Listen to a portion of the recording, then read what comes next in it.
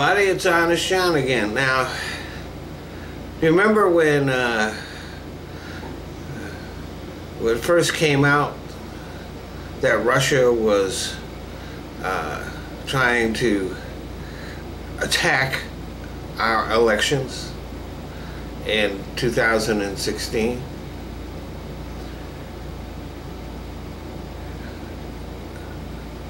The Trump campaign said nobody was meeting with the Russians. They didn't have any idea what was going on. They had no contact with the Russians. And then gradually it came out. Jeff Sessions committed perjury at his congressional hearings. I had no contact with the Russians. Then it turned out he had lots of contact with the Russians. Trump insisted nobody at his campaign had contact with the Russians. Jared Kushner, on his security clearance form,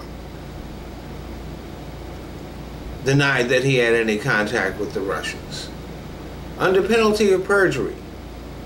And he's since had to amend that 4 times, as it's been learned that he's had a bunch of meetings with the Russians.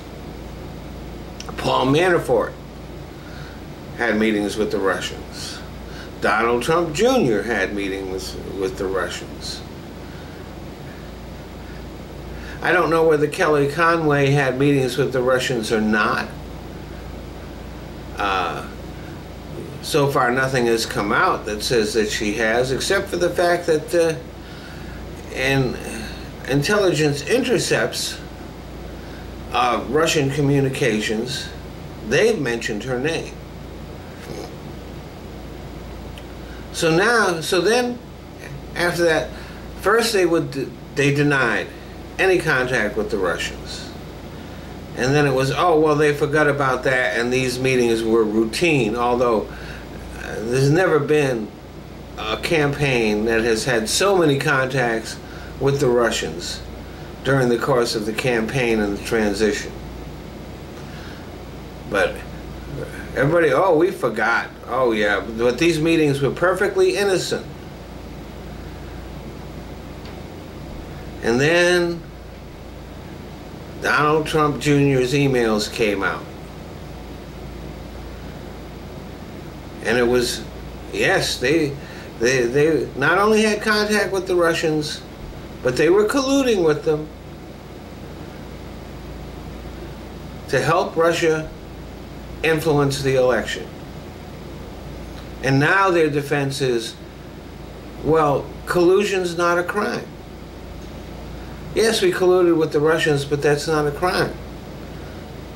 Donald Trump's lawyer was on the news last night saying that there was nothing criminal about these meetings.